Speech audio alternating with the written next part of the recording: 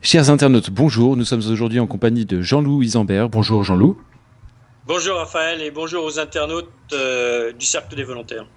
Alors je précise aux internautes qui ne te connaîtraient pas encore que tu es journaliste et écrivain et tu viens de sortir le livre 56 aux éditions IS Éditions. Donc 56, tome 1, l'État français complice de groupes criminels.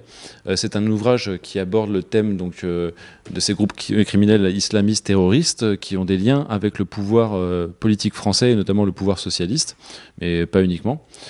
Puisque dans ton livre, tu révèles que depuis la fin des années 80, le début des années 90, de nombreux criminels recherchés notamment par Interpol pour des attentats commis notamment en Tunisie, mais aussi en Syrie, se réfugient en France et en Allemagne, et que les autorités françaises n'engagent aucune procédure à leur encontre. Voilà. Est-ce que tu peux commenter ce que je viens de dire, ces informations ? Oui, non, tout à fait, c'est exact. En réalité, il y avait déjà des relations de longue date entre plusieurs services occidentaux, principalement les États-Unis, l'Angleterre et la France, qui existaient, mais c'est surtout à partir des années Mitterrand, lors de la première guerre contre l'Afghanistan, que se sont nouées des relations plus fortes avec ces groupes criminels. Alors, il faut savoir que l'épine dorsale de ces groupes criminels des pays du Maghreb et sur tous les pays du monde arabo-musulman, principalement de la religion musulmane du courant sunnite, puisqu'il y a plusieurs courants dans la religion musulmane, et les sunnites sont bien évidemment les principaux, remontent essentiellement ces relations à partir de 1982. C'est l'époque à laquelle le président Mitterrand, comme chef des armées, va ordonner le soutien aux groupes talibans qui mènent la guerre en Afghanistan contre la première république laïque d'Afghanistan qu'il s'agit de renverser et contre les armées de la Russie qui à l'époque sont venues au secours de cette république laïque. C'est présenté en Occident comme une guerre d'invasion et comme une guerre d'occupation de la Russie. En réalité, il s'agit de lutter contre les seigneurs de la guerre qui tentent de reprendre le pouvoir pour imposer leur domination religieuse et de reprendre le pouvoir bien évidemment à Kaboul. Et après, il y a eu d'autres périodes, et nous rentrons dans la seconde période de ces relations entre le pouvoir français, principalement à la suite de Washington, bien sûr, avec ces organisations des frères musulmans, qui sont les années 90. Alors, j'y reviendrai peut-être plus tard si l'occasion m'en est donnée, mais ces relations commencent d'abord par la protection de dirigeants des frères musulmans, principalement de la branche tunisienne de l'organisation criminelle des frères musulmans, qui sont réfugiés dans les deux pays d'Europe qui comptent les plus importantes communautés musulmanes, à savoir l'Angleterre et la France. Et il y a à l'époque en France des frères musulmans qui sont impliqués dans 2 tentatives de coup d'État en Tunisie, puisqu'à l'époque, les frères musulmans voulaient faire de la Tunisie la première république islamique du Maghreb, partant du principe que c'était le plus petit pays et que cela leur serait plus facile de renverser le pouvoir dans un petit pays. Et ces 2 tentatives de coup d'État ont échoué. Et les frères musulmans, donc, qui sont à l'époque pourchassés par le pouvoir du président Ben Ali, vont se réfugier principalement en Angleterre et en France. Et la France va ainsi abriter plusieurs des responsables de ces tentatives de coup d'État de 86 et de 90, alors que ceux-ci sont recherchés donc pour des actes criminels par l'Organisation internationale de la police criminelle, Interpol. Alors il faut savoir que déjà à l'époque, ces frères musulmans, tout en étant en France, ne respectent pas du tout les conditions auxquelles sont tenus un réfugié politique. Ils vont par exemple participer en 1992 au soutien aux frères musulmans de Bosnie qui mènent la guerre en Bosnie. Ils vont aussi participer, pour certains d'entre eux, au rassemblement de l'Union des organisations islamique de France qui se tient chaque année au Bourget, en appelant à renverser tous les régimes laïques, tous les régimes du Maghreb. C'est donc de sérieuses protections dont bénéficient ces gens-là pour pouvoir continuer leur activité politique, tout en étant recherchés par Interpol et en se trouvant en France. Recherchés au plus haut degré, donc avec des notices rouges celles qui pour des atteintes à la sûreté de l'État, ce genre des meurtres, etc. Oui, alors si vous me permettez, Raphaël, je vais préciser quand même pourquoi ce titre 56. 56, c'est le nombre des principaux hauts fonctionnaires et dirigeants politiques français qui sont impliqués depuis les années 90, je pars des années 90 et je m'arrête aux principaux, dans le soutien, dans la protection et dans l'armement, le soutien politique à des groupes criminels de l'organisation des Frères musulmans. Alors, vous avez vous êtes toujours journaliste, mais vous avez travaillé notamment pour des grands titres de la presse mainstream. On pourrait citer, si je me trompe, vous m'arrêtez, L'Humanité, Les Échos, VSD. Pourquoi aujourd'hui vous ne publiez pas les résultats de vos enquêtes dans ces journaux-là? Pourquoi vous n'êtes pas invité à la télévision pour dénoncer ces liens qui sont gravissimes entre le pouvoir politique français et des groupes terroristes? Je vais vous expliquer, c'est une censure qui s'exerce de manière continue. Je vais vous donner un exemple. En 1991, 92, j'ai publié une première enquête qui partait d'un fait divers, un fait divers qui était grave puisque c'était une femme algérienne qui se trouvait dans la banlieue sud-est de la région Île-de-France et qui vivait à l'européenne avec son mari et qui avait une profession qui était un ouvrier qualifié, des enfants qui allaient à l'école laïque et tout se passait très bien jusqu'au jour où à cette époque un cousin de son mari est arrivé en France, donc avec un visa touriste, et a débarqué chez lui pour y être hébergé. Et en 3 semaines, pratiquement, il a renversé complètement la manière de penser du mari de cette femme. C'est-à-dire que cette femme a plongé du jour au lendemain de la modernité dans un Moyen-Âge que l'on ne pouvait imaginer en 1990 en région parisienne. Et elle s'est retrouvée, par exemple, elle a été battue, elle a été emmenée à la mosquée pour jurer sur le Coran qu'elle n'avait pas d'amant. Elle ne devait plus s'habiller à l'européenne, mais porter le hijab et la gandoura. Elle a été privée de téléphone puisque, au prétexte de ne pas communiquer avec les impurs. Donc tout un tas de choses qui l'empêchaient de vivre normalement et elle ne savait plus que faire. Donc cette femme veut témoigner en disant il y a d'autres femmes qui sont dans mon cas. Donc je réalise ce reportage sous l'anonymat bien sûr pour la protéger. Je préviens en même temps parce que cette femme a eu la chance, elle, d'avoir 3 frères qui étaient des Kabyles, qui se trouvaient en région parisienne et qui ont débarqué du jour au lendemain quand on a pu les prévenir et qui l'ont sauvée et qui ont prié au cousin de rentrer chez lui et de disparaître à jamais sauf à connaître le sourire kabyle. Et ce qu'on appelle le sourire kabyle, vous savez ce que c'est? C'est au couteau, oui. Voilà. Exactement. Donc l'individu a disparu. Cette femme a pu être sauvée, mais elle me dit je veux parler au nom de ces femmes qui sont répudiées à Barbès, à Belleville. Il y a d'autres femmes dans mon cas. Ils ont des faux papiers. Allez les voir, je vous en supplie, monsieur, faites ça pour nous. Nous ne savons pas vers qui nous tourner. Et à partir de ce fait divers, de ce simple fait divers qui m'intrigue au départ, parce que cela me semble inimaginable en 1990 en région parisienne, eh bien je vais me retrouver dans des réseaux intégristes internationaux. Et surtout avec des ministres français, à l'époque socialistes, puisqu'il s'agit, ça commence avec monsieur Jox, mais après il y a eu monsieur Marchand, il y a eu monsieur Quilès et d'autres jusqu'à aujourd'hui, n'est-ce pas, qui ont protégé des individus membres de cette mouvance idéologique. Je ne savais pas qu'ils allaient venir si tôt. Et donc, je continue. Et si vous voulez, je me retrouve à partir d'un fait divers, au sein d'une actualité internationale. Pour publier cet article à VSD à l'époque, je n'ai eu aucun problème. Mais quand je continue mon enquête, et que je remonte les filières que je suis en France, en découvrant les sociétés que possèdent ces gens, certains qui achètent comptant à l'époque 600 000 francs des pavillons qui se situent en région parisienne, d'autres qui ont des imprimeries, des entreprises de bâtiments, etc., donc qui ont une activité économique relativement importante, qui rencontrent régulièrement des membres, des dirigeants ou des membres de la DST qui sont chargés de suivre leurs activités activités en France et auxquels ils racontent bien évidemment ce qu'ils veulent. Je constitue donc un dossier complet puisque je me dis, si j'étais rédacteur en chef d'un journal et que j'ai un journaliste qui vient me voir en me disant, bien voilà ce que j'ai trouvé, il y a des individus qui sont recherchés par Interpol, par l'Organisation internationale de la police criminelle, pour des crimes graves, pour des atteintes à des bâtiments publics, pour des meurtres, pour des attentats à l'explosif contre des avions. Je dirais au gars, donne-moi tes preuves. Donc je constitue des dossiers, les sociétés, je remonte toutes les filières. Alors c'est un travail qui dure un an et demi. Oui, c'est un travail de longue haleine.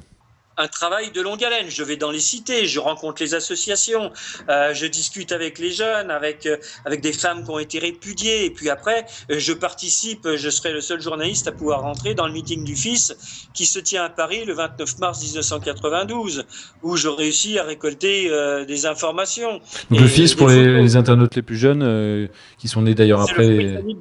Voilà, le Front islamique du salut algérien. D'accord, qui sont responsables d'une série d'attentats dans les années 90 en Algérie.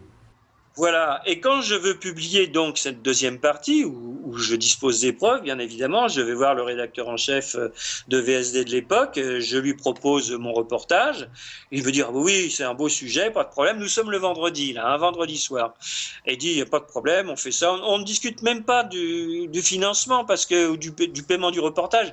Pour moi, il n'y a pas de problème, je collabore avec VSD depuis plusieurs années, et on a toujours joué le jeu sur des reportages, y compris des reportages que j'avais fait à l'époque en Union soviétique, donc des reportages qui étaient un peu lourds à gérer, etc., mais qui se sont toujours très bien passés, donc il y avait une relation de confiance. Et quand je reviens le lundi, la rédaction, triste mine des journalistes, des confrères, je leur dis ça va les gars, tout le monde baisse sa tête devant son ordinateur, je vois la maquette du journal qui est faite, il n'y a plus que les titres et les intertitres à mettre, mais le texte est imprimé et maquetté avec les photos que j'ai amenées, des extraits de fiches d'Interpol, dont j'ai réussi à obtenir la photocopie et dont j'ai pu voir les originaux, bien sûr. Et puis le rédacteur en chef me dit, bien écoute, on ne peut pas publier ton reportage, tu comprends? J'ai dit, attends. Faut que tu m'expliques ça. Alors il m'emmène dans son bureau, puis il me dit, tu comprends, faut qu'on soit d'accord sur une chose, un directeur de journal a le droit de publier ce qu'il veut dans son journal. Et je dis, écoute, ne me prends pas pour ce que je ne suis pas, on va gagner du temps, dis-moi pourquoi ça ne te paraît pas. Alors un peu embarrassé, il me dit, tu comprends, pour les lecteurs, ce ne sont que... Le sujet n'est pas vraiment dans l'actualité d'abord. Alors j'ai dit, attends. Si le sujet n'est pas dans l'actualité, excuse-moi, mais il y a des intellectuels algériens qui sont actuellement en train de se faire assassiner, des fonctionnaires, des militants démocratiques, des communistes et autres, des femmes dans les villages qui refusent de porter le voile, etc. Tahar Djaoud, qui était un poète algérien, vient de se faire aussi assassiner la semaine dernière. Il faut que tu trouves autre chose. Oui, mais alors tu comprends, pour les lecteurs, ce ne sont que 4 terroristes de plus. Je lui dis, attends, pas n'importe lesquels. Je dis, regarde. Voilà la photocopie de quelques-unes des fiches d'Interpol que j'ai vu les originaux et je peux te garantir l'authenticité des documents. Et évidemment, il ne savait plus quoi répondre et alors ça s'est terminé, je paye les frais de téléphone et puis 1 ou 2 déplacements, voilà comment. Et à partir de ce jour-là, si tu veux, j'ai quitté VSD parce que j'estime que quand on fait la profession de journaliste, on peut effectivement avoir affaire à la censure, mais on ne peut pas avoir affaire à la lâcheté puisqu'un journaliste se doit de rapporter les faits qui sont sur le terrain, que cela plaise ou non. Et je pense du reste que les lecteurs de VSD auraient aimé connaître cette réalité. Alors effectivement, tu enquêtes sur ces réseaux islamistes depuis la fin des années 80, début des années 90. J'aimerais qu'on revienne sur les attentats de Paris, puisqu'aujourd'hui il y a eu l'hommage aux victimes rendu par François Hollande, aux Invalides. Qu'est-ce que cela t'inspire, cet hommage aux victimes de la part du président français ? L'hommage aux victimes, c'est quelque chose de naturel pour le peuple français. C'est une partie de la France qui est touchée au travers de cet attentat. Concernant le président français, c'est une vaste hypocrisie. Il ne faut pas oublier que M. Hollande, comme chef des armées, a pris seul la décision, nous sommes quand même au XXIe siècle, a pris seul la décision d'armer des groupes criminels en Syrie, qui sont présentés dans certains médias modérés dans certains médias comme une opposition modérée, pardon. Mais cette opposition modérée, qu'est-ce que c'est?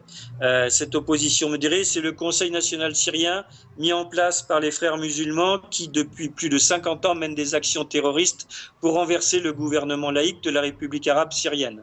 Cette opposition modérée, c'est l'armée syrienne libre, qui n'est que la copie de l'armée de libération de la Syrie qui avait été mise en place par les mêmes frères musulmans en 1982 pour tenter une autre tentative de coup d'État, prendre le pouvoir et imposer leur pouvoir religieux par la force. Ce que vous dites, c'est que l'ASL, l'armée syrienne libre, ce ne sont que ce que on appelle parfois des rebelles, ne sont que des terroristes, si j'ai bien compris. Complètement. Du reste, ils n'ont D'ailleurs, fait que. Ma question, c'est Jean-Loup. Oui, pardon. Ma question, c'est que quid du CNS, cette instance politique qui avait été créée à Paris et à Ankara, si mes souvenirs sont bons, qui regroupait des opposants de l'étranger, qui n'avait, semble-t-il, peu de base ou aucune base populaire en Syrie. Qu'est-ce qu'il est devenu ce CNS? On n'en entend plus trop parler. Le CNS, si vous voulez, est aujourd'hui pris dans ses contradictions puisqu'il a été monté de toutes pièces par les services des États-Unis, du Qatar, de l'Arabie Saoudite, de l'Angleterre, de la France, avec le soutien de la Turquie. Alors la Turquie s'est déjà engagée dès cette époque ouvertement dans le soutien à ces groupes criminels. Le CNS a été monté de toutes pièces par les frères musulmans. Alors évidemment aujourd'hui il gêne. Du reste, ce n'est pas par hasard que tous les migrants que l'on voit arriver en France, en Allemagne, en Angleterre, disons sur l'Europe occidentale, s'ils sont tantôt syriens, tantôt irakiens, tantôt afghans, etc., ils viennent tous de Turquie. Il faut savoir que le Haut Commissariat aux réfugiés de l'Organisation des Nations Unies dispose d'un budget de plus de 360 millions de dollars pour la seule année 2015 et pour la seule Syrie, pour les camps de réfugiés, des gens qui sont sur place là-bas à cause des combats qui sont de la guerre qui se déroule sur place. Et cette guerre, ce n'est pas la guerre de la France, cette guerre, c'est la guerre des dirigeants français, c'est la guerre des dirigeants états-uniens contre les dirigeants de la République arabe syrienne. Il s'agit, ni plus ni moins pour Washington, d'abattre le régime, le régime syrien pour mettre en place un régime qui leur convienne, ou sinon même ne pas mettre en place un régime qui leur convienne. L'essentiel pour eux, c'est d'installer le chaos comme ils l'ont fait en Irak pour que leur transnationale de la finance et du secteur énergétique puisse pomper les richesses de gaz et de pétrole de la Syrie. Il est là le fond du problème. Oui, certains veulent en fait démanteler la Syrie en plusieurs entités, et c'est également le sort qui pourrait attendre l'Irak, et voire même le Yémen et l'Arabie Saoudite, selon certains analystes. Espérons pour l'avenir de cette région que ça ne soit pas le cas. Un dernier mot éventuellement donc sur la couverture médiatique des suites des attentats. C'est vrai que on commence timidement à remettre en question la politique étrangère française, mais ça fait 4 ans qu'on n'a pas entendu grand-chose. Oui, alors à ce sujet, écoutez, je vois beaucoup, je lis la presse française, je regarde la télévision, je vois les médias. Je voyais encore l'autre jour dans Marianne, il y a eu une enquête de plusieurs pages sur les intégristes, sur l'islam, etc., etc.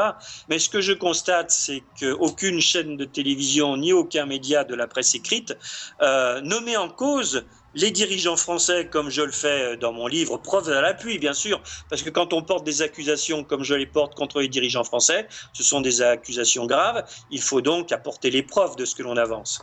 Ne en cause le pouvoir politique français dans la situation actuelle. Or, s'il y a des attentats aujourd'hui en France, ce n'est ni plus ni moins tout simplement parce que les dirigeants français, et principalement M. Hollande, ont pris la décision politique de soutenir des groupes criminels, présentés évidemment par la duplicité, avec l'habileté dont savent faire preuve les frères musulmans, présentés évidemment comme des démocrates, une opposition modérée. Alors, je ne sais pas la différence entre une opposition modérée et une opposition extrémiste.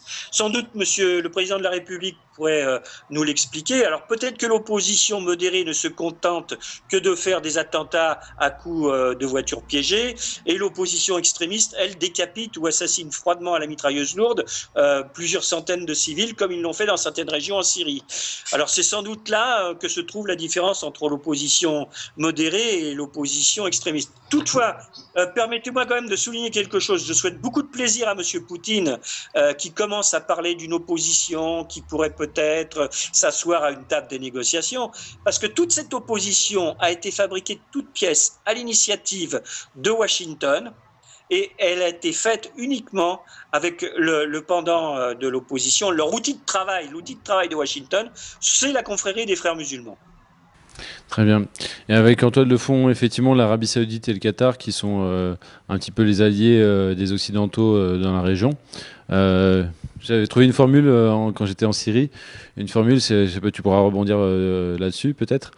Ils se présentent, François Hollande et les autres se présentent comme des porteurs de valeurs. Ils ne sont en fait que des porteurs de valises, les valises du Qatar. C'est vrai qu'on les voit souvent faire la navette là-bas. Donc ils doivent sans doute avoir leur part. Oui, il faut dire aussi que c'est intéressant, mais c'est affligeant. C'est que le Qatar et l'Arabie Saoudite sont deux dictatures avec lesquelles l'actuel pouvoir entretient d'excellentes relations. Ce sont des soutiens au terrorisme sur toute la région du Moyen-Orient, pas seulement sur la Syrie.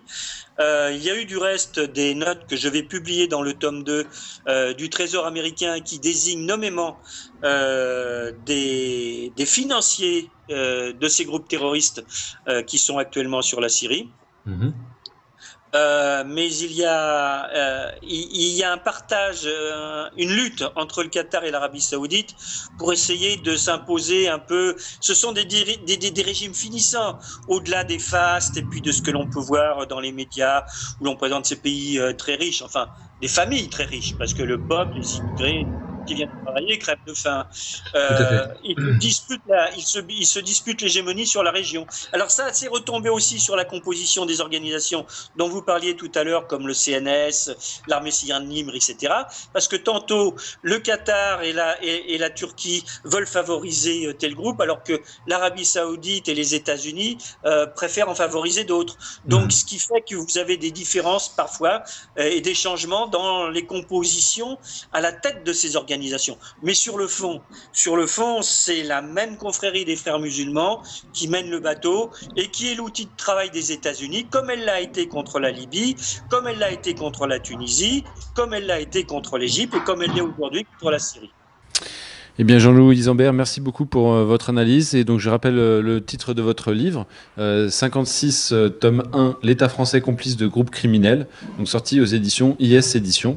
Voilà, donc c'est sorti il y a un mois environ. Merci à... Je vous remercie et rendez-vous au tome 2. Voilà, à très bientôt.